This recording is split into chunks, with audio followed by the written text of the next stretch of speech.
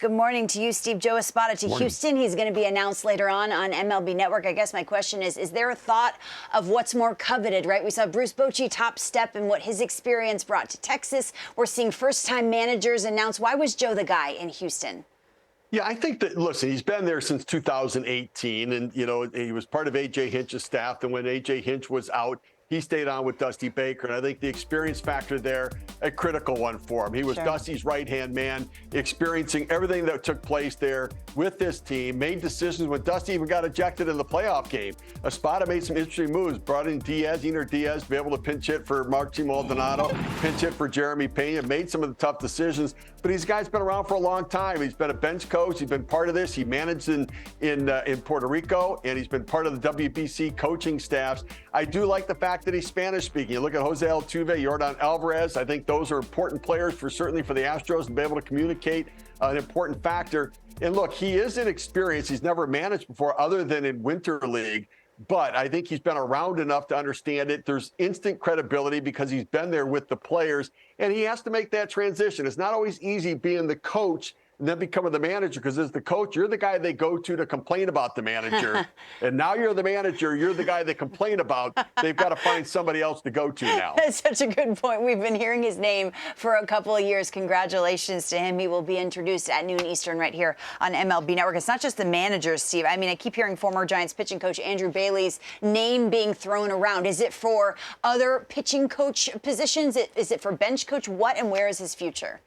Well, it's interesting. At one point, the Mets called to get permission on him for the bench coach role, and the Giants refused it. And now he's a free agent. So there are reports out there the Red Sox and Orioles have interest in him as the pitching coach. The Yankees might actually have some interest in him as their bench coach. And so he's a very well-respected guy. He is from the East Coast, so I think there is some preference from him geographically to come back east, but a guy that is highly coveted out there. And it's interesting how Craig Counsell became a free agent. We saw how many teams were interested in him as a potential manager. And now Andrew Bailey, I think, impacting the game as well as a free agent. Has done a great job getting the most out of pitchers in San Francisco, and now looking to be able to, market his services to do that. Certainly in Baltimore, the young pitchers they have there growing, developing, did a pretty good job last year.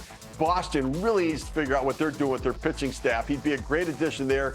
And I could see him next to obviously Aaron Boone on the bench, helping make some of those pitching decisions in New York as well as a bench coach. So an intriguing candidate out in the market right now. And talking about a former Rookie of the Year, the day those winners are announced on MLB Network. You mentioned the Yankees. You've got a bunch of Yankee fans in this building. Steve, they're hanging on every word. You know that. I remember years ago when we would talk about Gleyber Torres, we would mention his name and everyone would say, he's not negotiable. We're not there anymore, right? Where are we with him?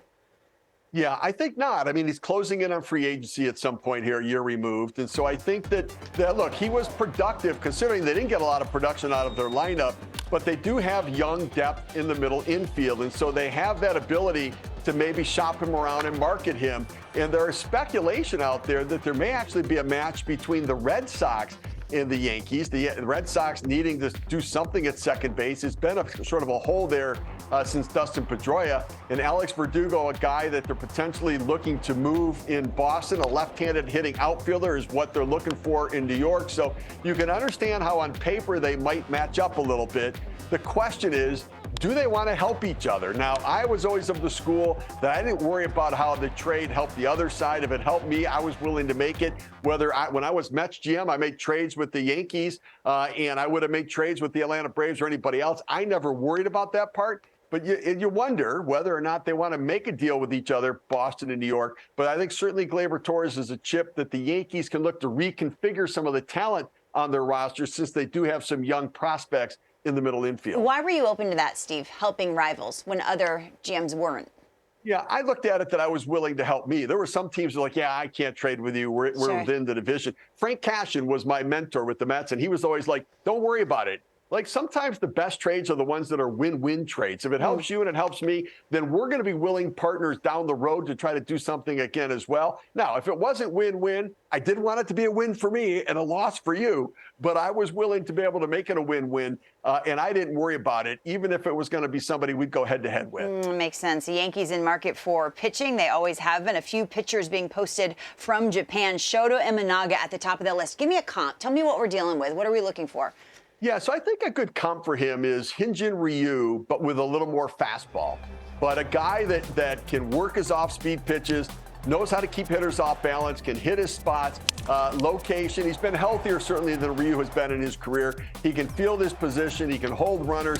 Listen, he started for Japan in the World Baseball Classic in the championship game against Team USA. And so this year particularly, he got a lot more strikeouts. His strikeout rate over 25% this year. But the fastball velocity, a little bit more than what we've seen. He's got the splitter, slider, curveball, a nice assortment of pitches, and the ability, that pitch ability to be able to throw any of those pitches at any time of the count. A very poised guy, 30 years old. So he's got 1,000 innings in his career. So he's not an overloaded pitcher. But I think a guy that could impact as a solid number 2, number 3 on a championship caliber team. Going to be a lot of people looking at that left-hander for sure. Incredible experience coming from Japan. Steve Phillips with the latest. Thank you, my friend. We'll talk to you down the road.